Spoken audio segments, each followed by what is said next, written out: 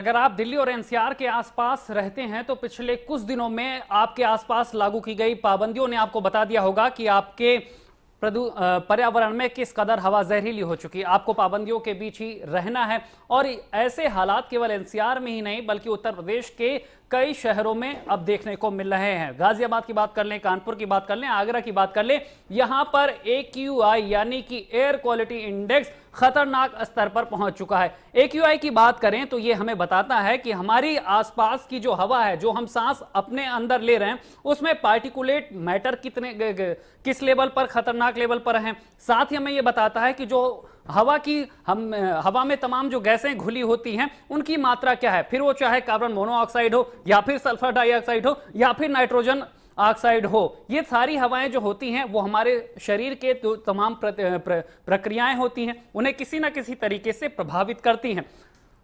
चौंकाने वाले और डरावने वाले आंकड़े ये भी हैं कि पूरी दुनिया में करीब करीब 70 लाख मौतें हर साल केवल प्रदूषण या फिर प्रदूषण से संबंधित मामलों के कारण होती हैं।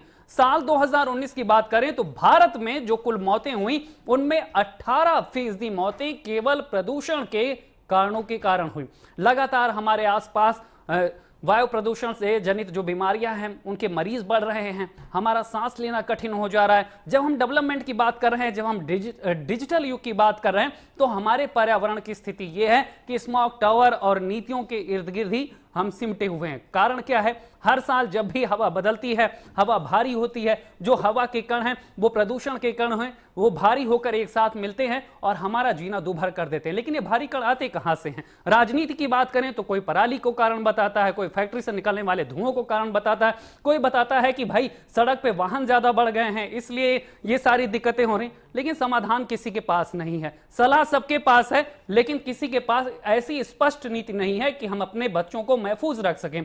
नोएडा में 8 नवंबर तक विद्यालय बंद कर दिए गए हैं, पाबंदियां लगा दी गई हैं। दिल्ली जैसा समृद्ध राज्य जहां पर हम कहते हैं कि तेजी से डेवलपमेंट हो रहा है, वहां पर ऑड इवन जैसे फॉर्मूले भी अपनाए गए, लेकिन स्थितियां हर साल वही हैं। हम सैटेलाइट से अपने किसानों की निगरानी तो कर रहे हैं कि वो पराली न जलाएं, लेकिन इसके बावजूद अगर हवा हर बार प्रदूषित हो रही है तो कारण की जड़ तक हम अभी तक नहीं पहुंच पाए। तो आखिर हमारे आसपास की हवा हर साल प्रदूषित क्यों हो रही है? हम नीति ऐसी क्यों नहीं तैयार कर पा रहे? कब तक हमारे बच्चे इस आधुनिक युग में भी घर में एक गुलामी वाली जिंदगी जीने को भी मजबूर रहेंगे? आज इसी मुद्दे पर हमने ये चर्चा बुलाई, जिसके लिए तमाम मेहमान भी हमारे साथ जुड़े हुए हैं। सबसे पहले उनका परिचय आपसे करा देते हैं। हमारे साथ आनंद दुबे जी जुड़े हुए हैं जो कि प्रवक्ता हैं बीजेपी के, काजी इमरान लतीफ साहब भी हैं, थोड़ी देर में हमारे साथ जुड़ेंगे। ज्योति प्रकाश जी हैं जो कि पॉल्यूशन एक्सपर्ट हैं। शुरुआत करेंगे और समीर जी आपके पास ही आएंगे। हम जब बात करते हैं, क्योंकि मैं चाहता था कि इस डिबेट की शुरुआत में बीजेपी से करूं, क्योंकि उनकी दिल्ली में भी सरकार है, भले ही वहां पर दिल्ली से पूरे देश को रेगुलेट करते हैं, लेकिन दिल्ली और एनसीआर में हालात इस समय चिंताजनक हैं। लेकिन उत्तर प्रदेश में, क्योंकि हमने देखा जो छोटे छोटे शहर भी हैं वहां पर भी AQI 300 से ज्यादा है। हम बात करते हैं जब AQI की तो भारत और यूएसए में लगभग एक पैरामीटर से जब 300 से 500 के बीच का जो दायरा है वो खतरनाक माना जाता है। 400 के क्रॉस है। कानपुर में, आगरा में, नोएडा में, गाजियाबाद में हम बच्चों को गुलाम कर रहे हैं घरों में। हमारी नीतियां ये हैं कि डीएम कह रहे हैं कि 8 नवंबर तक विद्यालय बंद रहेंगे। ये हमने समाज में डेवलपमेंट किया है, ये हमारी नीतियां हैं, ये हमने सबक लिया है पिछले कुछ सालों में बढ़ते प्रदूषण के बाद। समीर जी देखिए, अगर हम नीतियों की बात करें तो सिर्फ उत्तर प्रदेश की सरकार ही नहीं, कई और स्टेट्स हमने देखे, और सिर्फ ये प्रदूषण वाला मामला ही नहीं, अगर हम देखें तो कई सारे ऐसे मुद्दे हैं हमारे देश में जो कि सिर्फ सरकारी नीतियों की वजह से बहुत ज्यादा विकराल रूप ले रहे हैं। एक सरकार की कहानी नहीं है समीर जी। अगर हम देखें आम आदमी पार्टी की बात कर लें, 19 करोड़ के स्मॉग टावर लगे हैं दिल्ली में, 2-2 स्मॉग टावर लगे हैं। उसके बावजूद आप हर साल सुप्रीम कोर्ट बताती है कि साहब पटाखे ना जलाओ, पराली मत जलाओ, लेकिन उसके बावजूद हर जगह वही स्थिति है। समीर देखिए, जैसे कि मैं बता रहा था कि देखिए प्रिवेंटिव मेजर्स जो सरकारें ले रही हैं वो प्रिवेंटिव मेजर्स सिर्फ एक काउंटर मेजर्स हैं, जो कि जब स्थिति और भयावह हो जाती है या फिर स्थिति को कुछ कंट्रोल करने के लिए वो सरकारें इस तरीके के स्टेप्स लेने के लिए उनके पास ऑप्शन भी नहीं बचता। जैसे कि आपने भी अपने ओपनिंग स्टेटमेंट में बोला कि बच्चों के स्कूल बंद करना, लोगों को एडवाइस करना कि आप सुबह घर से ना निकलें, आप देर रात में गाड़ियों के नंबर तय कर दिए, आप गाड़ियां यूज ना करें। तो ये सब करके हमारी, जैसे कि हमने देखा कि कोविड जब आया था तो कोविड के समय पे किस तरीके से पाबंदियां लगी थी और कोविड की जाते जाते अब जाके थोड़ा सा कोविड कंट्रोल में आया है, तो लोगों को वापस से अपनी जिंदगी जीने का मौका मिला है, अपना व्यापार करने का मौका मिला है, एक नॉर्मल जिंदगी जीने का मौका मिला है। लेकिन हम देखते हैं कई सारी चीजें, और अभी सिर्फ ये प्रदूषण ही नहीं, अभी जिस तरह से आप देख रहे हैं उत्तर प्रदेश में जो डेंगू, चिकनगुनिया, मलेरिया के जो केसेस आ रहे हैं, मेरा बेसिक सवाल ये है कि जैसे हम कोरोना की बात करें, चलिए वो तो महामारी है, लेकिन ये जो पॉल्यूशन की समस्या है तो थोड़ी सी सजगता के साथ, थोड़ी सी गंभीरता के साथ अगर हम करें तो बड़े अंतर हम पैदा कर सकते हैं, लेकिन वो बड़े अंतर हम पैदा कर नहीं पाए। जी बिल्कुल, क्योंकि अगर देखिए अब थोड़ा सा, क्योंकि अब सरकारें हैं, पॉलिटिक्स है, तो ये बातें लाना लाजमी होंगी, क्योंकि देखिए इसके बिना कुछ हो नहीं सकता। अगर सरकारों की इच्छा शक्ति आपको दिखी? मैं एक उत्तर प्रदेश में आपको सरकार की इच्छा शक्ति दिखी प्रदूषण से लड़ने के खिलाफ? जी बिल्कुल नहीं। मैं आपके 2 उदाहरण देता हूं। जब सरकार का जो मुखिया है, जो मुख्यमंत्री होते हैं प्रदेश के, वो मुख्यमंत्री अपना दौरे कर रहे हैं। मुख्यमंत्री पहले उपचुनाव के लिए दौरे कर रहे थे, अब वो हिमाचल प्रदेश अपना प्रदेश ही छोड़ के चले गए। जब प्रदेश को उनकी सबसे ज्यादा जरूरत है, चाहे वो पोल्यूशन हो, चाहे वो मलेरिया के केसेस बढ़ रहे हो, चाहे वो डेंगू का जो भयावह स्थिति ले रही है, उसके बाद अगर हम देखें कि हर चीज में कोर्ट को लेना पड़ता है। आज ही देखा हमने कि कैसे कोर्ट ने संज्ञान लिया कि जो जमीनी आंकड़े हैं और जो पेपर पे आंकड़े हैं, वो सारे आंकड़े गलत हैं। वो सारे आंकड़े, चाहे वो केसेस के हों, चाहे वो प्रेपरेशंस के हों, सारे आंकड़े फर्जी हैं। इसके चलते हाई कोर्ट को जो रिस्पेक्टिव अधिकारी हैं उनको हाजिर करना पड़ा जवाबदेही के लिए कि आप लोग आखिर कर क्या रहे हैं। देखिए ये चीज जो है, ये देखिए सरकार की एक जवाबदेही बनती है, लेकिन सरकार की जवाबदेही है। तो आनंद दुबे जी हमारे साथ जुड़े हुए हैं, प्रवक्ता हैं बीजेपी के। आनंद दुबे जी, मैं सीधे आपके पास आऊंगा, और जो बात समीर जी कह रहे थे मैं उससे थोड़ा इत्तेफाक रखता हूं। ये ठीक है कि अगर हम कारण गिनाने लगेंगे तो एक लंबी चौड़ी फहरिस्त तैयार हो जाएगी कारण गिनाने की, कि भाई आबादी बढ़ गई है, उद्योग धंधे बढ़ गए हैं, लोगों की जरूरतें बढ़ गई हैं, हम ख्याल नहीं रख रहे हैं इसलिए प्रदूषण बढ़ पा। लेकिन सरकारें तो एक जिम्मेदार संस्थान है ना, समाज में उनको रहना है और यह तय करना है कि कैसे सब कुछ सही रहेगा। फिर ये बार बार यही दशा क्यों है? लखनऊ से सटा है कानपुर साहब, 400 से ज्यादा AQI है वहां पर।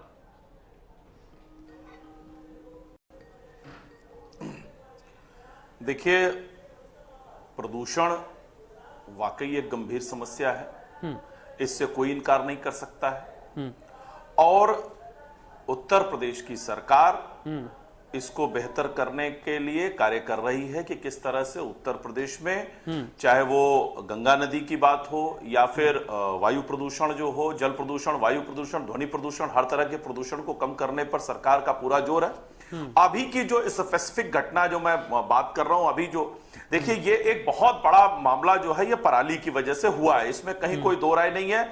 और ये लगभग हर साल सर्दियों के मौसम में जब शुरुआत होती है और जब धान कटता है तो ये पराली की वजह से समस्याएं बढ़ती हैं, इसमें कोई दो राय नहीं है। लेकिन सरकारों को इस पर काम करना होगा, चाहे वो उत्तर प्रदेश की सरकार हो, चाहे पंजाब की सरकार हो, हरियाणा की हो, कोई भी सरकार। ये जो मेजर स्टेट्स हैं जहां पर धान की जो है धान की फसल ज्यादा बोई जाती है।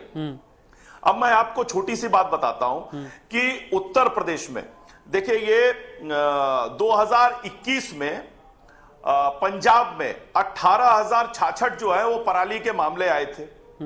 इस साल वो बढ़ के 21,840 हो गए, यानी 3,025 मामले बढ़ गए हैं। हरियाणा में 3,038 थे जो इस बार घट के 2,083 हो गए, यानी 32% की कमी आई है। उत्तर प्रदेश में पिछले साल पराली जलाने की 1217 घटनाएं हुई थी। आनंद दुबे जी, ये आंकड़े मैं नहीं मानूंगा। आनंद दुबे जी, ये आंकड़े मैं नहीं मानूंगा। एक बहुत ही जिम्मेदार संस्थान ने पराली पर रिसर्च किया और उसने बताया कि जो कुल प्रदूषण होता है उसमें पराली का उतना योगदान है ही नहीं। अरे सर सुन लीजिए ना, आप सुन तो लीजिए, आपके न मानने से आंकड़े तो नहीं बदल जाएंगे ना। मैं आंकड़ों पे सवाल नहीं कर रहा हूं, मैं कह रहा हूं कि उसका योगदान नहीं है। हम सारा ठीकरा पराली पे न फोड़ें। ओहो, आप सुनिए तो, आप सुनिए ना, आप सुनिए। अभी जो आप डिबेट कर रहे हैं और अभी जो मामला है, आपने साल भर प्रदूषण पे क्यों नहीं डिबेट किया? अभी आप इसी समय क्यों डिबेट कर रहे हैं? क्योंकि इस समय नहीं, तो क्यों बढ़ा है? क्यों बढ़ा है इस समय? आप बताइए क्यों बढ़ा है? ये तो आपको भी मालूम है ना। क्यों बढ़ गया? अचानक क्या देश में गाड़ियां बढ़ गई? अचानक उत्तर प्रदेश में गाड़ियां बढ़ गई? अचानक उत्तर प्रदेश में फैक्ट्री बढ़ गई? अचानक क्या हो गया? आप बताइए। पूरे देश में 15 दिन में क्या पूरे देश में गाड़ियों की संख्या बहुत ज्यादा हो गई? नहीं। हम डिबेट इसलिए कर रहे हैं क्योंकि इस समय की स्थिति यह है कि हमारा एयर क्वालिटी इंडेक्स खराब हुआ है, हमारे वायु में प्रदूषण का स्तर बढ़ा है, और इसका एक मेजर फैक्टर जो है वो पराली है इस समय। और उसके मैनेजमेंट पर सरकारों ने क्या काम किया, मैं उस पर स्पेसिफिक बात कर रहा हूं और वो मैं आपको बताना चाह रहा था, वही मैं आपको बता भी रहा हूं। उत्तर प्रदेश सरकार ने पराली को लेकर किसानों में जागरूकता फैलाने का काम किया। हमारी सरकार ने पिछले साल योजना चलाई कि 5 टन पराली दीजिए और उसके बदले में 1 टन खाद लीजिए।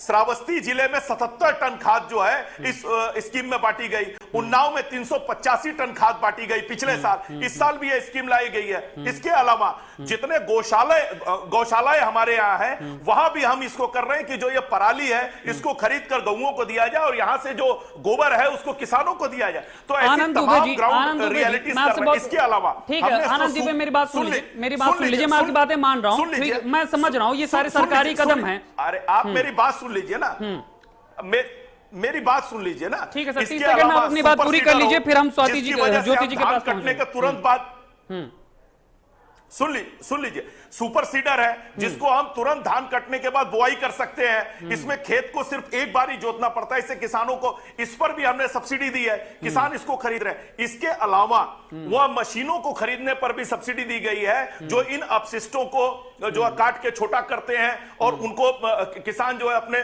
पशुओं को चारा के रूप में इस्तेमाल करते हैं। तो ऐसे तमाम मेजर्स हैं जिस पर योगी आदित्यनाथ की सरकार उत्तर प्रदेश में काम कर रही है और यही वजह है कि पराली जलाने की घटनाएं जो है वो उत्तर प्रदेश में कम हुई हैं। और ये केजरीवाल जी की सरकार क्या कहती थी पंजाब में आने से पहले कि हम आएंगे जी पंजाब में, हमने पूसा में एक बायोडिग्रेडेबल पेस्ट तैयार किया है, उसको छिड़क देंगे तो ये हो जाएगा। मुझे वो दुष्यंत कुमार का एक शेर याद आ गया कि कैसी मसाल लेके चले तीरगी में आप, जो रोशनी थी वो भी सलामत नहीं रही। इस बार वहां की घटनाएं और बढ़ गई। तो कुल मिलाकर यह है कि सरकारों को, चाहे वो कोई भी सरकार हो, इसके प्रति संवेदनशील होना पड़ेगा और इसको तो लेकर कदम उठाना पड़ेगा। आनंद जी, मेरा कहना यह है कि जब हम सरकारों की संजीदगी की बात करें तो बेहतर तो यह भी होता कि दिल्ली की सरकारें, यूपी की सरकारें साथ में बैठती, तय करती। अगर आप कह रहे हैं कि ठीक है पराली एक बड़ा कारण है, उसको हर कोई मानता है, उससे कोई इनकार नहीं, लेकिन लखनऊ का क्यूआई अगर 400 के पास है, कानपुर का क्यूआई अगर 400 के पास है, तो हम पराली पे ठीकरा फोड़ दें, ये भी क्या सही है क्या? नहीं, अब मैं आपको बता रहा हूं, देखिए ऐसा नहीं है। केंद्र सरकार ने पिछले साल 1347 करोड़ रुपए पंजाब सरकार सहित देश की अन्य सरकारों को दिया इन अपशिष्टों के लिए, ताकि पराली या अन्य चीजें जो हैं जिनकी वजह से प्रदूषण होता है उनके लिए वो करे। पंजाब की सरकार ने 2021 में 212 परिणाम बड़े होते हैं। अगर हमने सब कुछ किया उसके बावजूद अगर हर साल यही स्थिति है, 8 दिन स्कूल बंद करने पड़ रहे हैं साहब, तो फिर हम क्या करें? तो मैं बता रहा, अरे सुन लीजिए ना साहब, सुन लीजिए।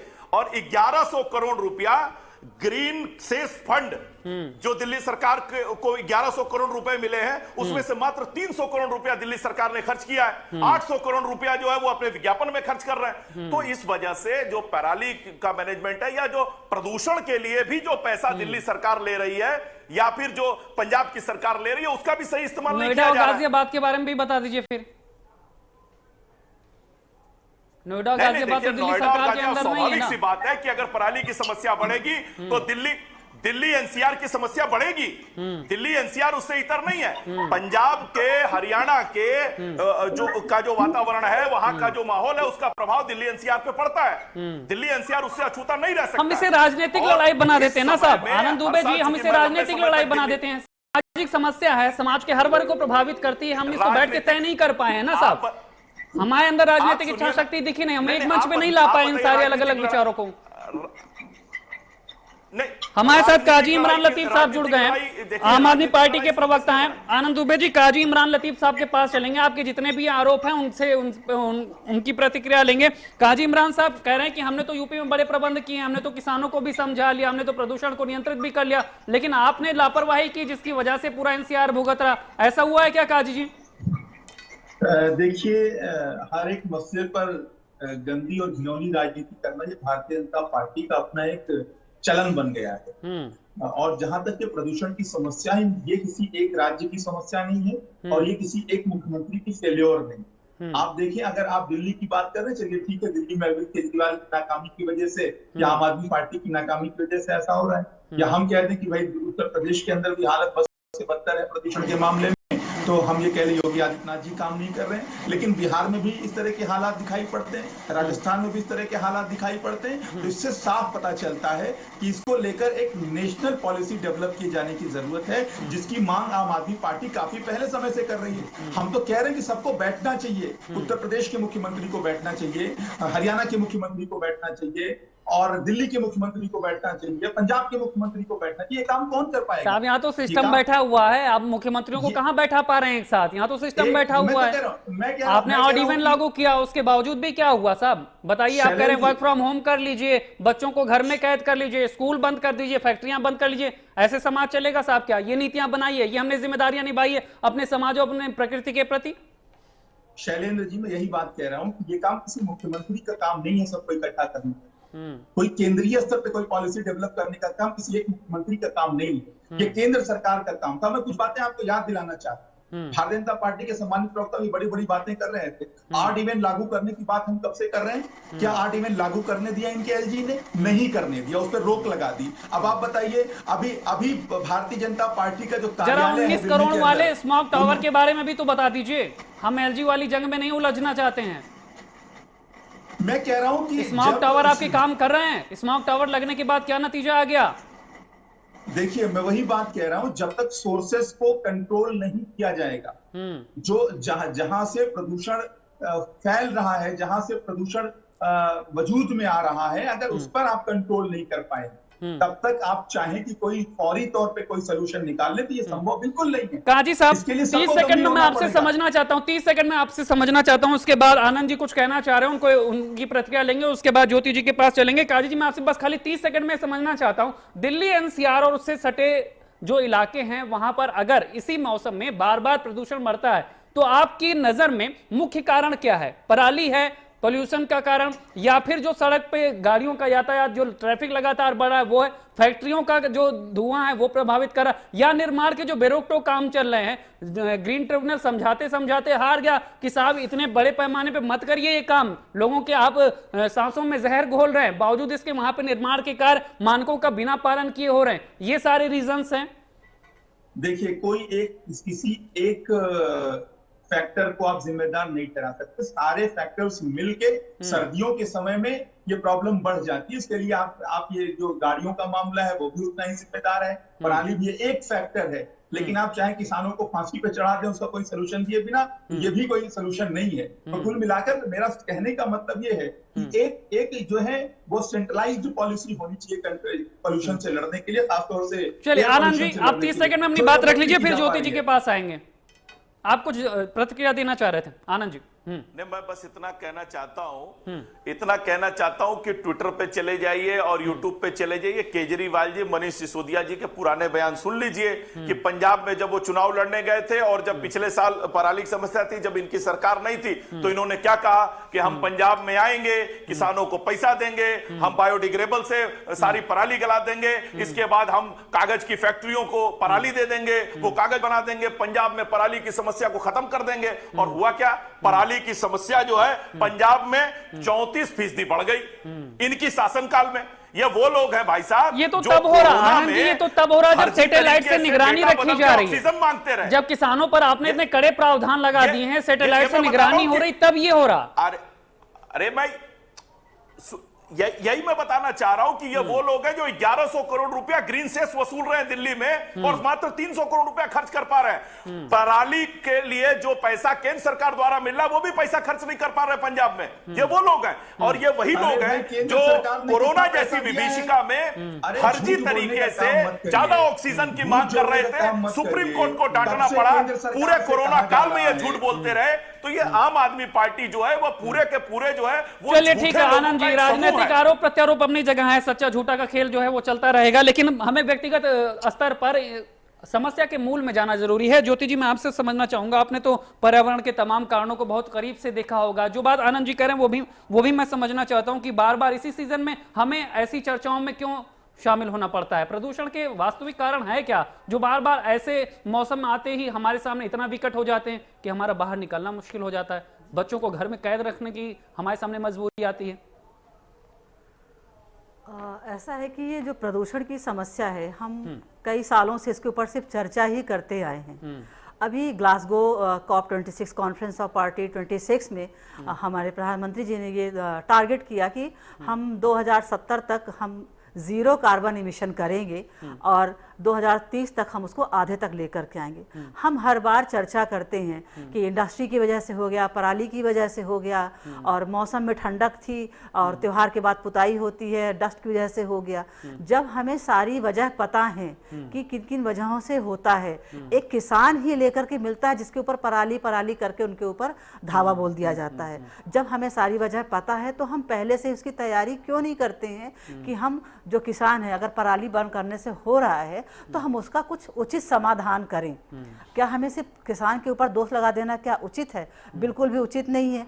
अब इंडस्ट्री रन करेगी क्योंकि हमें डेवलपमेंट भी तो करना है, तो इंडस्ट्री अपनी जगह पर चलेंगी, व्हीकल्स चलेंगी ही चलेंगी, किसान अपना काम करेगा ही करेगा। तो सब चीजों का एक प्रॉपर तरीके से व्यवस्थित रूप में, मतलब डेवलपमेंट के सापेक्ष हम नीतियों को नहीं तय कर पा रहे हैं। बिल्कुल, उनको हम तय नहीं कर पा रहे हैं क्योंकि सिर्फ पराली, सिर्फ इंडस्ट्री, सिर्फ यही चीजें नहीं है, उसके कुछ डायरेक्ट और इनडायरेक्ट रीजंस भी हैं। कुछ जिम्मेदारियों में भी कमी है। ज्योति जी, हमने जो जिस आप सम्मेलन की बात कर रहे हैं उसमें पेरिस समझौता हुआ, अमेरिका ने अपने आप को अलग कर लिया उनसे। जो चीन है वो अपनी जिम्मेदारी निभाना नहीं चाहता है। हम पूरे एशिया की हालत देख लें तो जो विकासशील देश हैं वहां की यही स्थिति है कि प्रदूषण के मौके पर बड़ी चुनौतियों का सामना कर रहे हैं। जो बड़े देश उन्होंने छोटे देशों के ऊपर ये जिम्मेदारी सौंप दी है कि साहब आप कम कार्बन एमिशन करिए, लेकिन अपनी जिम्मेदारी से हर कोई बचता हुआ नजर आ रहा है। बिल्कुल, अपनी जिम्मेदारी से हर कोई भागता नजर आ रहा है। पर हम एक चीज और कभी कहना चाहेंगे कि जब हमारे यहाँ प्रॉब्लम है, हम इस प्रॉब्लम को हर साल फेस कर रहे हैं। जब हमारे यहाँ ये पर्टिकुलर सीजन में ऐसा क्यों हो जाता है, मैं आपसे ये समझना चाहता हूँ कि हर साल हमें इसी मौके पर इन 2-3 महीनों में इतनी बड़ी चुनौतियों का सामना क्यों करना पड़ जाता है? इसकी बहुत सीधा सा उसका जो कारण है कि त्योहार जब आता है तो सब लोग अपने घरों में सफाइयाँ, पुताई, उसमें वॉल को घिसना रगड़ना जिससे धूल निकलती है। हमारी इंडस्ट्री चल ही रही है, व्हीकल्स चल ही रहे हैं, और जैसे ही मौसम आता है हवा में नमी आने लगती है, ठंडक हो जाती है, जिसकी वजह से ये जो डस्ट पार्टिकल्स हैं या धुआं है, जो गैसेस का नाम लिया कि sulphur dioxide, oxide of nitrogen है, PM 2.5 है, PM 10 है, ये हवा ठंड भारी होने की वजह से, हल्की होने की वजह से ये आपके एनवायरनमेंट में ऊपर नहीं जा पाती हैं, ये हमारे सराउंडिंग में इकट्ठा हो जाती हैं। जब ये इकट्ठी हो गई तो उसकी एक ब्लैंकेट बन गई, चादर बन गई, और हम तो उसी ब्लैंकेट के अंदर रह रहे हैं, नीचे रह रहे हैं, हम उसको इनहेल करते हैं। तो जो PM 2.5 और PM 10 है, ये सबसे ज्यादा रिस्पॉन्सिबल। आपके हिसाब से इसका सोल्यूशन है क्या फिर? इसका सोल्यूशन तो देखिए, हम कहेंगे कि पहले तो इस सीजन के आते ही पहले तैयारियां होनी चाहिए, और जो तैयारियों में है, जो मैं कहूंगी कि पहले तो किसान को पहले कह दिया जाए कि जो आप पराली काटेंगे वो किसी एक सेक्टर को ये जिम्मेदारी सौंपी जाए कि बर्न नहीं करेंगे, वो सेक्टर उनसे डायरेक्ट वहां से पराली उठा लेगा। दूसरी चीज, जो हमारे सिटीजन्स हैं, जो हमारे शहर में रहते हैं, इनको भी कहना होगा कि त्योहार के पहले आप जो सफाई करने का काम है वो थोड़ा सा और अर्ली करा लें। ये बाद के टाइम पे इसको रोक लगा देना चाहिए, उसको चाहे जिस तरीके से भी रोक लगा सकें कि इसमें रोक लगा दें। एक सवाल और मेरा आपसे है, फिर उसके बाद समीर जी आपके पास में आऊंगा। ये समस्या ज्यादातर दिल्ली NCR या फिर उससे सटे हुए राज्यों में ही क्यों ज्यादा है, दक्षिण भारत में नहीं है, या फिर हम जो देखें दूसरे राज्य जो हैं वहां पे नहीं है? ये इलाका क्यों ज्यादा सबसे ज्यादा प्रभावित है? पोल्यूशन ज्यादा है, या फिर यहाँ पर जो निर्माण कार्य हैं वो सबसे ज्यादा हैं इसलिए ऐसा है, या फिर यहाँ पर वो नीति नहीं है, वो इस पर मैकेनिज्म नहीं डेवलप हो पाया जिससे हम इन समस्याओं से लड़ सकें? नीति का तो मैं डायरेक्ट उससे नहीं कहूंगी, क्योंकि जो दिल्ली NCR के पास की आपकी बात कर रहे हैं, इंडस्ट्रियलाइजेशन, नंबर ऑफ व्हीकल्स, अगर आप कंपेयर करेंगे यहाँ पर तो वो उससे ज़्यादा हैं, लोग भी ज़्यादा हैं, उस हिसाब से वहाँ पे एक्टिविटीज़ ज़्यादा हैं, तो जिसकी वजह से वहाँ पोल्यूशन का लेवल बढ़ता है। फिर जो आसपास के एरिया हैं, जो पराली को जो सबसे पहले लोग करते हैं, पराली उसमें ऐड ऑन होती है, एडिशन करती है, वो उसी को एक खाली कारण मान लीजिए, ये जरूरी बस नहीं। तो उस कारण को ही ना मान करके जो सारे कारण जो पहले से सालों साल चलते आ रहे हैं, पहले आप उसको तो कंट्रोल करिए। समीर जी, ये तमाम कारण है जो ज्योति जी गिना रही हैं, आपको लगा कि इस पे जो पिछले कुछ सालों में है, जिस तरह से समस्या बड़ी होती गई, उतने बड़े स्तर पे हमने प्रयास किए गंभीरता से? शैलेंद्र जी, जितनी बातें भी यहाँ पे हुई हैं उसमें देखिए दो चीजें बहुत साफ हैं कि एक नीति की कमी है, दूसरी नियत की कमी है, और इसके साथ साथ एक एडिशनल फैक्टर है, एक फैक्टर और है जो फोर साइटेडनेस का जो फैक्टर है कि दूरदृष्टि नहीं है। हम वेट करते हैं कि जब कोई समस्या आ जाएगी, वो तो कह रहे हैं साहब हमने इतने कदम उठा दिए, एक आदमी को उन्होंने मार कर लिया। शैलेंद्र जी देखिए, भारतीय जनता पार्टी जिस तरह के दावे और बयान देती चली आ रही है वो आज के नए नहीं है। इनके हर मामले में अगर आप देखें तो ये फुल्ली प्रिपेयर्ड होते हैं, गंगा पूरी तरह से साफ हो जाती है अभी वो। आप और मुझे सवाल करेंगे तो वो गंगा की गंदगी बता देंगे, वो यमुना की गंदगी बता देंगे। मुझे आश्चर्य होता है कि ये अभी बात कर रहे थे कि किसी सरकार की बात कर रहे थे कि इन्होंने इतना परसेंट सिर्फ एडवर्टाइजिंग में लगा लिया।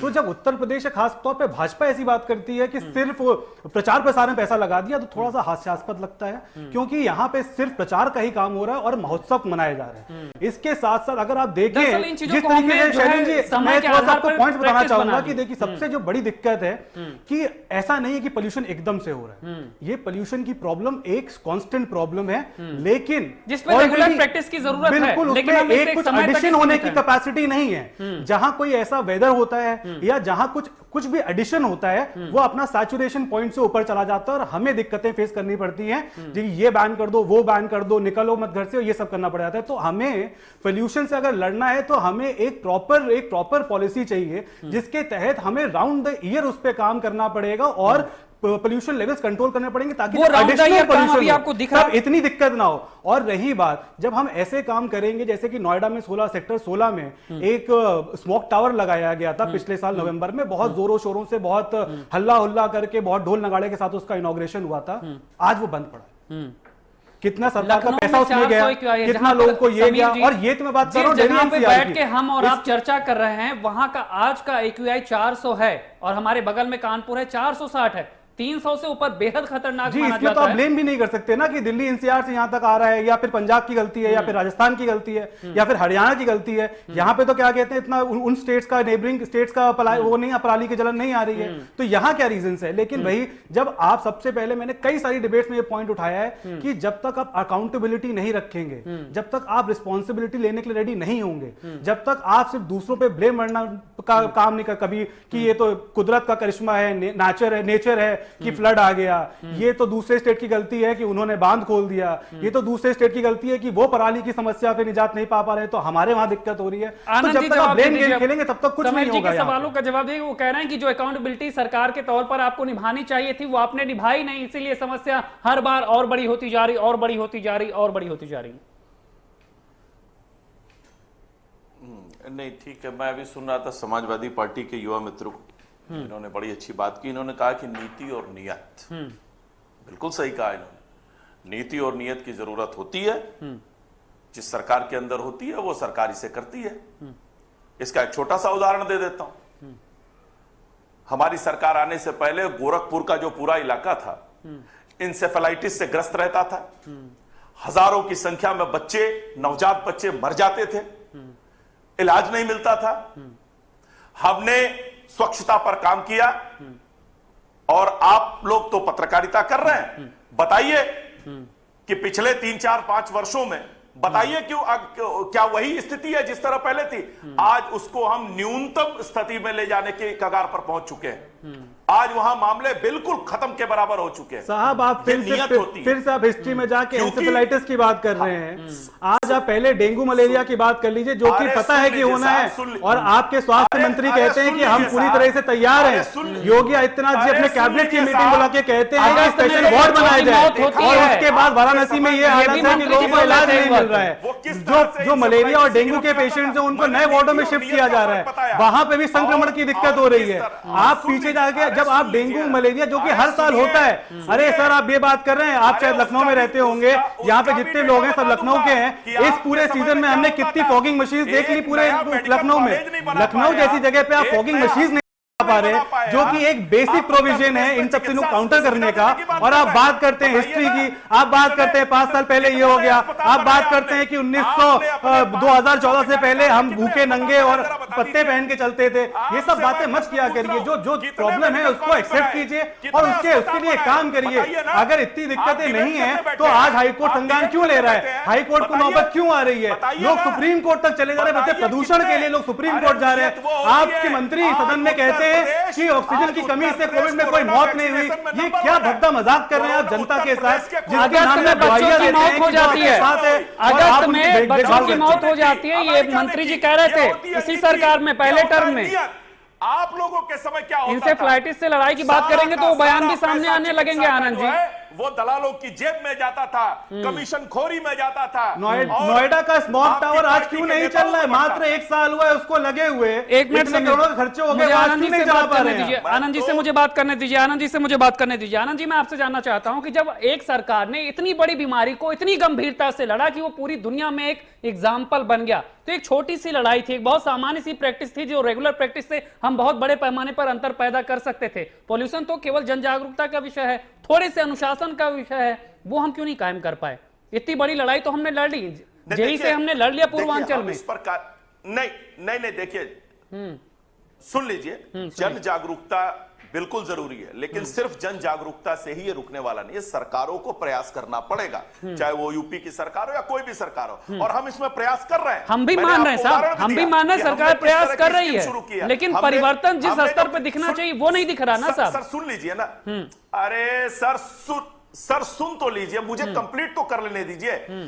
मैं ये कह रहा हूं कि हमने शुरू किया। अब आपको मैं एक और चीज बता रहा हूं, 160 करोड़ की लागत से आईओसीएल गोरखपुर के दक्षिणांचल में धुरियापार में हम कृषि अपशिष्ट आधारित सीएनजी इकाई, जो बायो सीएनजी इकाई स्थापित कर रहे हैं, जो अगले साल 2023 में शुरू हो जाएगी। इसके अलावा एग्रीकल्चर मैकेनाइज योजना के तहत जो अपशिष्ट के लिए जो यूनिट लगनी है किसी भी प्रदेश में, उसमें केंद्र सरकार ने 20% की सब्सिडी दी है, हमारी सरकार ने उसमें 30% की सब्सिडी बढ़ाई, यानी कुल 50% सब्सिडी। आनंद जी, हम तो सरकार की उपलब्धियों से इनकार कर ही नहीं रहे ना, हम तो नहीं कर रहे, हम तो खुद गिना देंगे। आपने 10 काम किए, आपने सोलर एनर्जी के मोर्चे पर बहुत अच्छा काम किया है, आपने पराली इकट्ठा करके उन्हें संकलित करके सरकारी गौशालाओं में भेजने का काम किया है कि किसानों को जलाना ना पड़े। लेकिन मैं तो ये कह रहा हूं कि उसका परिणाम क्या निकला? फिर अगर इतनी सारे प्रयासों के बाद, इतनी नीतियों के बाद भी हम अगर आकर इसी मुहाने पर खड़े हैं कि हर साल हमें स्कूल बंद करना पड़े, हर बार आंकड़े 400 क्रॉस करें, तो फिर हमारी नीतियां रंग क्यों नहीं ला पाई? इस पे भी तो चिंता होनी चाहिए ना साहब।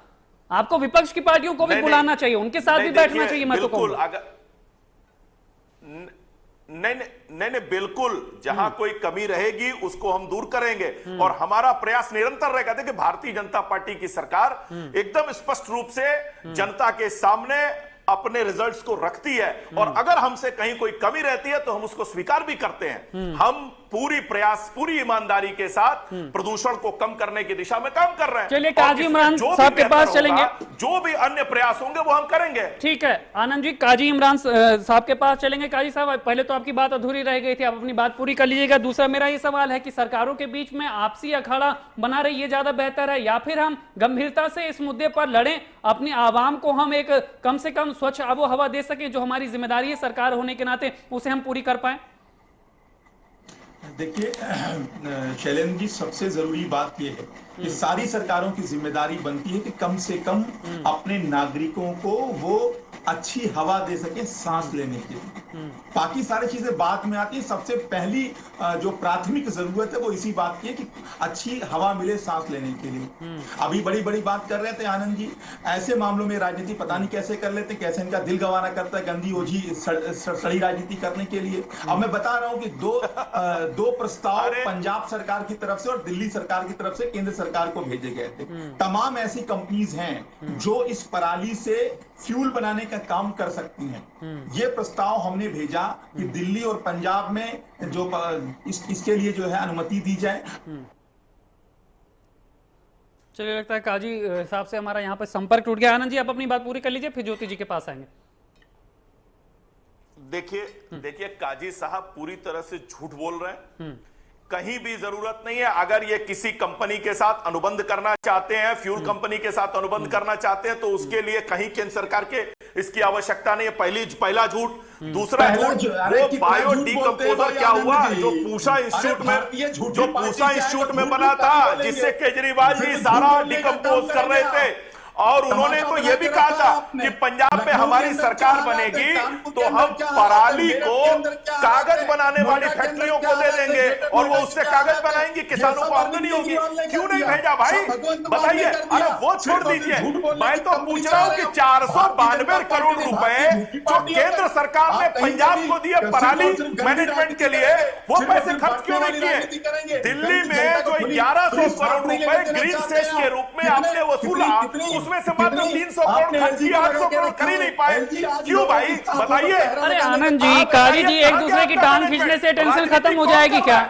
एक दूसरे पर आरोप प्रत्यारोप करने से स्थितियां बदल जाएंगी क्या? ये वक्त है क्या कि हम एक दूसरे की नीतियों पर और उसके कामकाज पर सवाल उठाएं? ये इतने बड़े झूठे लोग हैं। अरे साहब, जनता के प्रति अपनी जिम्मेदारियों को समझिए सरकार में होने के नाते। अयोध्या में राम मंदिर का विरोध करते थे, गुजरात में अब साहब अयोध्या में राम मंदिर की आप बात करने लगेंगे, मथुरा में बात कर लेंगे, ज्ञान वापी की बात करने के लिए डिबेट थोड़े हमने बुलाई है। लोग हैं, मैं बिल्कुल ये इनके झूठ का पर्दाफाश करना पड़ेगा। ये कितने झूठे लोग हैं, ये धर्म के नाम पर, जाति के नाम पर, मजहब के नाम पर और जनता को गुमराह करते हैं।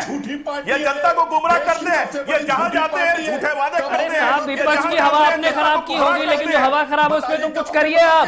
गुमराह किया, उसमें आप खुश हो जाइए कि आपने विपक्ष की हवा खराब कर दी, लेकिन जो हवा खराब है उसको तो सही करिए। मैंने इनसे जवाब पूछा ना, इन्होंने अभी जो गलत आंकड़े दे रहे थे, गलत बात कर रहे थे, मैंने उस पर इनसे सवाल पूछा कि ये पैसे क्यों नहीं खर्च किए, बताइए मुझे। और वो बायो डिकम्पोजर क्या हुआ, केजरीवाल जी का पूसा इंस्टीट्यूट वाला। चलिए काजी साहब 30 सेकंड में जवाब दे दीजिए, फिर ज्योति जी के पास आएंगे। देखिए, सरासर आनंद जी झूठ बोल रहे हैं यहाँ बैठकर। केंद्र सरकार ने 2 प्रस्ताव दिए थे, केंद्र सरकार को 2 प्रस्ताव दिल्ली और पंजाब की सरकार की तरफ से दिया गया था, ये इनको अच्छे से पता है। अरे साहब, ये प्रस्ताव मत खेलिए साहब। प्रस्ताव आप कभी एलजी को देते हैं, कभी केंद्र सरकार को देते हैं, कभी ये प्रस्ताव नहीं। हम तो परिवर्तन चाहते हैं साहब। ये जो फाइलों वाला कल्चर है, ये जो जनता को उलझाने वाला कल्चर है, ये सब हमको नहीं सुनना। आप पता नहीं क्या प्रस्ताव भेजते हैं। आप बात पूरी नहीं होने देंगे, आप बात पूरी नहीं होने काजी साहब अपनी बात पूरी कर लीजिए, काजी साहब अपनी बात पूरी कर लीजिए, फिर ज्योति जी। बार बार ये बात कह रहा हूं कि ये जो प्रदूषित हवा है वो किसी एक राज्य की हवा नहीं है, और ये हवा एक जगह बंद नहीं सकती है। ये नॉर्थ इंडिया का मामला है, इसको एक राज्य के संभालने से भी नहीं संभलने वाला है। इस पे कोई केंद्रीय पॉलिसी बनाई जाएगी। अरे हमारा काम क्या, हम प्रस्ताव तो दे सकते हैं, हम प्रस्ताव दे रहे हैं, उसको आगे लागू करने का काम तो केंद्र सरकार का है। केंद्र सरकार कोई जिम्मेदारी नहीं लेगी, सिर्फ अरविंद केजरीवाल को कोसने का काम करेगी, सिर्फ भगवंत मान को कोसने का काम करेगी, सिर्फ गंदी राजनीति करने का काम करेगी। सिर्फ इतनी जिम्मेदारी रहेगी केंद्र सरकार की और भारतीय जनता पार्टी की, तो अपने एलजी को लगा दे कि आरडीवन न लागू करने दो। बताइए कितनी संवेदनशील है। मैं एक छोटा सा उदाहरण दे रहा हूँ। आरडीवन के आगे का प्लान क्या है? काजी साहब बस एक जवाब दे दीजिए, आरडीवन के आगे का प्लान क्या है जब हवा नहीं सुधर रही? तो देखिए, आरडीवन लागू कहां होने दिया जा रहा है? आप याद करिए, जब आरडीवन आगे का सोचना पड़ेगा ना साहब। ऑड इवन, मैं कह रहा हूं बिल्कुल आगे का सोचा जा रहा है। ऑड इवन लागू कर, अगर जब लागू किया गया था तो दिल्ली के प्रदूषण के हालात कितने सुधरे थे उसको भी याद कर लीजिए, उन आंकड़ों को भी उठाकर देख लीजिए। इसी वजह से एलजी साहब का यूज करके भारतीय जनता पार्टी जो है सिर्फ और सिर्फ गंदी राजनीति करने के लिए दिल्ली के लोगों पर। साहब गंदी राजनीति बाद में कर लीजिएगा, पहले गंदी हवा पे कुछ थोड़ा काम कर लीजिए साहब, जनता को बड़ी जरूरत है। आनंद जी आप कुछ अपनी बात कर लीजिए 30 सेकंड में, फिर ज्योति जी के पास आएंगे, फाइनल कमेंट लेंगे। देखिए इनका ये कितने बड़े झूठे लोग हैं। अब मैं आपको एक छोटा सा उदाहरण देता हूं। कोरोना काल आपको याद होगा, कोरोना काल में इन्होंने कहा कि हमें इतनी गैस चाहिए, इतना ऑक्सीजन चाहिए, पूरा झूठा डेटा दिया सुप्रीम कोर्ट ने। गड़े मुद्दे क्यों मार रहे हैं आज? गड़े मुद्दे नहीं, आज हमारे सामने एक समस्या खड़ी हुई है, पहले उस पर बात करिए। सुन लीजिए ना, सुन लीजिए। इसके बाद जब ये ऑक्सीजन लेने गए तो इन्होंने कहा आप टैंकर नहीं लाए, हमें तो लगा कि टैंकर भी आप देंगे। ये उसमें के लोग हैं, ये ऐसी पॉलिसी बनाते हैं, ये इस तरह से सरकार चलाते हैं। मजे लेने के लिए सरकार इनको दे दो, गाड़ी बंगला, ये सरकार मजे लेने के लिए चला रहे हैं, मजे लेने के लिए सरकार चला रहे हैं क्या? ये लेंगे, और जब जिम्मेदारी की बात होगी, जब जिम्मेदारी की बात होगी तो कहेंगे केंद्र सरकार करेगी। अरे आपको किस लिए जनता ने चुना है भाई? केंद्र सरकार और सिर्फ आपको पंजाब की जनता ने क्यों चुना? केंद्र सरकार सिर्फ चुनाव लड़ने के लिए बैठी है। केंद्र सरकार से चुनाव खेलेगी, बाकी सरकारों को कोई एक मुद्दा तो आप लोग तय कर लीजिए जिसमें जनता के मुद्दे पर थोड़ी संजीदगी से बात हो जाए। कोई एक मुद्दा तो छोड़ दीजिए साहब, ज्योति जी के पास आएंगे। ठीक है, आपस में बहुत पर चर्चा हो गई, बहुत उलझ लिया साहब, इससे उलझन से कुछ निकल के नहीं आता। अगर निकल के आता तो 5 साल से हम ऐसे समस्याओं से जूझ न रहे होते। ज्योति जी आपको लग रहा है कि हम राजनीतिक माथापच्ची में फंस जाते हैं, जबकि जरूरत है कि हम जमीन पर उतरें, जो व्यवस्था है उसमें परिवर्तन के लिए कोई सार्थक पहल हो, जिसके कारण परिवर्तन हो, जो हमारे आसपास की हवा है वो थोड़ी साफ हो जाए। देखिए, अभी तो जो समस्या है उसका सिर्फ अभी एक ही समाधान जो समझ में आ रहा है, नजर आ रहा है कि कृत्रिम वर्षा करवाई जाए, जितनी हद तक जहां तक पॉसिबल हो सके वो करवाएं। सुबह शाम रोड साइड में जहां पे सफाई होती है, पेड़ पौधे, उनके ऊपर पानी का छिड़काव कराया जाए। कम से कम जो लोग बच्चे हैं या जो लोग बुजुर्ग हैं, जो बीमार हैं, जिनको हेल्थ इश्यूज हैं, जब तक जरूरत ना हो घर से बाहर ना निकलें। और जो ये कोशिश कर सकते हो कि हम कार कम से कम लेकर निकलें या कार पूल करके चल सकें, वो कार पूल करके चलें। तो इतना तो अभी हम सबके हाथ में है जो हम कर सकते हैं। बाकी जो समस्या बढ़ी हुई है उसके लिए जो नीति की बात हो रही है, नीति सिर्फ बनाना ही काफी नहीं होता है, उस नीति को अच्छी तरीके से उसका पालन करना भी बहुत जरूरी होता है। जी हाँ, तो बस हम मेरा तो यही सलाह है अभी इस वक्त तो सिर्फ यही आप कर सकते हैं कि सिर्फ आप पानी का छिड़काव करें। लोग अपने घरों के आगे सूखा झाड़ू ना लगाएं, पानी छिड़कवाएं।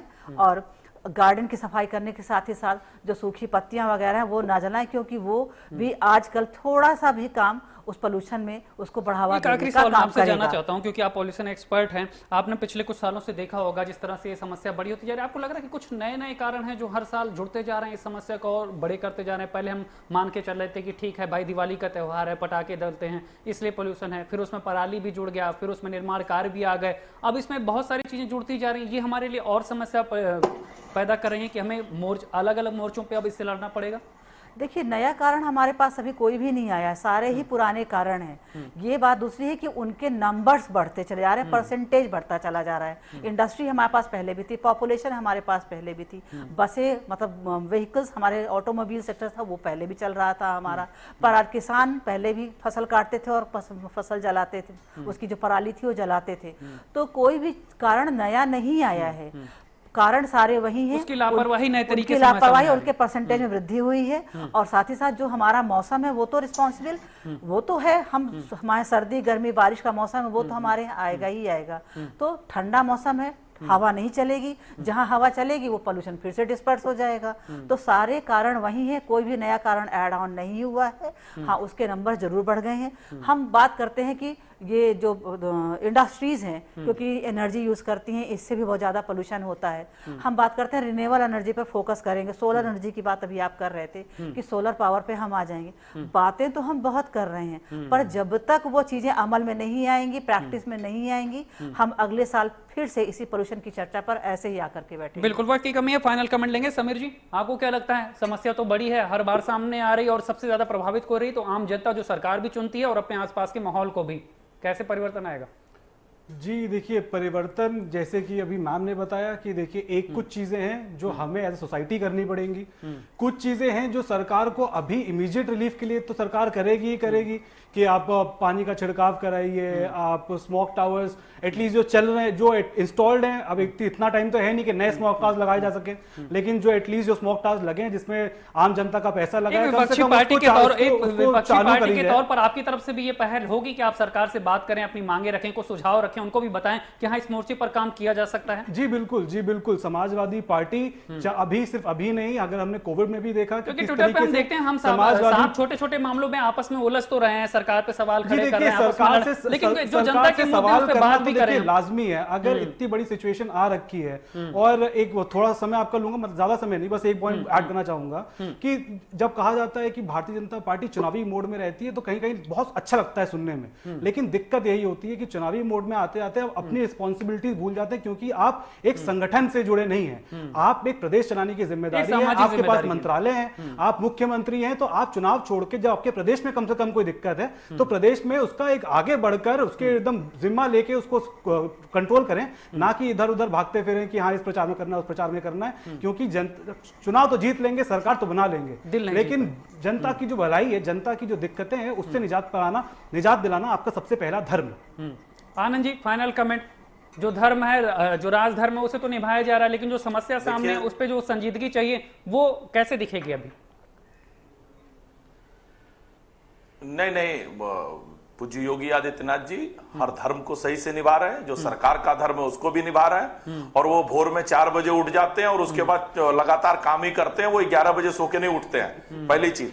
दूसरी चीज, सरकार अपने स्तर पे जागरूकता का भी अभियान चला रही है। हम जिस तरह से ये प्रदूषण कम हो सके उन माध्यमों पर भी काम कर रहे हैं, राज्य स्तर पे भी, केंद्र स्तर पे भी। आप देखिए सोलर में इस समय भारत में सबसे बेहतर काम हो रहा है, सोलर एनर्जी पे। इसके अलावा हाइब्रिड कार पे काम हो रहा है, इलेक्ट्रिक व्हीकल पे काम शुरू हो गया है, अब इलेक्ट्रिक व्हीकल भी मार्केट में आने लग जाएंगी। इसके अलावा आने वाले समय में हम कोशिश कर रहे हैं कि ज्यादा से ज्यादा हम वैकल्पिक ऊर्जा के स्रोत पर निर्भर हो जाए, जिससे यह प्रदूषण भी कम हो और हमारे देश की जो इकोनॉमी है, जो आज एक बहुत बड़ा पैसा जो है वो डीजल और पेट्रोल में जाता है, वो भी बचे और साथ साथ लोगों का स्वास्थ्य भी बचे, लोगों की जेब का सेहत भी ठीक रहे और लोगों की व्यक्तिगत सेहत भी ठीक रहे। आनंद जी, लेकिन जब हम कहते हैं कि भारत राज्यों वाला देश है, तो फिर जाहिर तौर पर एनसीआर की जो सरकारें हैं उनके साथ भी कोऑर्डिनेशन आपको रखना पड़ेगा। नोएडा गाजियाबाद का माहौल अगर बिगड़ता है तो उधर से आने वाली हवाएं भी प्रभावित करती, तो उन राज्यों के साथ भी जो आपका कोऑर्डिनेशन है, जो तालमेल है, उसके लेवल पर भी कुछ काम होगा। हम देखेंगे कुछ सकारात्मक बातचीत सामने आ पाएगी? नहीं देखिए, बिल्कुल ये बताइए, बिल्कुल कोऑर्डिनेशन है। सरकार जो है वो हर लेवल पे कोऑर्डिनेट कर रही है। अब राजनीति करने वालों को राजनीति का बहाना चाहिए। ये बताइए कि 1347 करोड़ रुपया जो सभी राज्यों को दिया गया, सिर्फ पराली से जो है निजात दिलाने के लिए, पराली मैनेजमेंट के लिए, तो ये तो समग्रता के साथ ही दिया गया ना। ये तो ऐसा तो नहीं हुआ कि जहां भाजपा की सरकारें थी वहां दे दिया गया, बाकी सरकारों को नहीं दिया गया। सभी सरकारों को दिया गया जिनका जितना अंशदान बनता था, कि ताकि आप इसके हिसाब से मैनेजमेंट करें। तो सरकार, केंद्र सरकार, काजी साहब आपसे फाइनल कमेंट लेंगे, आनंद जी के सवाल के साथ आपका फाइनल कमेंट लेंगे कि अगर जिम्मेदारी दी गई, अगर सरकार चाहती है, उसने सभी सरकारों को अगर ये जिम्मेदारी दी है कि आप अपने लेवल पे काम करिए, पोल्यूशन को कम करिए, तो साहब उस जिम्मेदारी को निभाना भी तो जरूरी है। देखिए शैलेंद्र जी, आनंद भाई बड़ी शालीनता के साथ एक झूठ बोलकर भागना चाहते हैं। हम लोग बार बार पराली मैनेजमेंट के लिए बात कर रहे थे। दिल्ली सरकार ये अपनी तरफ से 500 करोड़ रुपए खर्च करने को तैयार है। 1500 करोड़ रुपए केंद्र की सरकार से मांगे जा रहे थे पराली मैनेजमेंट के लिए। न सिर्फ पंजाब में दे रहे हैं, न दिल्ली के अंदर दे रहे हैं, और झूठ बोल रहे हैं कि सबको दिया जा रहा है। कुल मिला के मेरा यही कहना है, अगर इस समस्या को दूर कर लिया जाए, अगर जनता जो दिया है वही नहीं खर्च कर पा रहे हैं आप। अरे सुन तो लीजिए भाई, अब सुन तो जो दिया है वही नहीं खर्च पा रहे हैं, जो जनता से वसूला आपने वो नहीं खर्च कर पा रहे हैं। इनको जनता की चिंता नहीं है। ये वो लोग हैं, जब दिल्ली में पोल्यूशन अपने चरम पर है, तब ये अपने कार्यालय, जो भारतीय जनता पार्टी का कार्यालय है, सारी नीतियों की धज्जियां उड़ाते हुए, सारी गाइडलाइन की धज्जियां उड़ाते हुए कि वहां पर निर्माण कार्य करते हैं। इतने गंभीर है इनकी बात, समझ लीजिए। जो ऑर्डिनेंस दिल्ली में लागू की गई थी, उससे पोल्यूशन को काफी हद तक कंट्रोल किया गया था। आज उस ऑर्डिनेंस को इन्होंने अपने एलजी के माध्यम से रोक दिया। इनकी गंभीरता इस बात से आप अंदाजा लगा लीजिए। कितनी बार दिल्ली की सरकार की तरफ से और अब पंजाब की सरकार की तरफ से एक कॉमन मिनिमम प्रोग्राम बनाने के लिए केंद्र सरकार को बार बार पत्र लिखे जा रहे हैं। पड़ोसी राज्य के मुख्यमंत्रियों को हमारे पास वक्त की कमी है। हम चाहेंगे कि आरोप प्रत्यारोप वाली राजनीति न हो, बल्कि जो समस्या हो उसमें अंतर लाने वाले प्रयास हों। आप सभी मेहमानों का इस पर चर्चा में शामिल होने के लिए बहुत बहुत आभार, बहुत बहुत शुक्रिया। नमस्कार।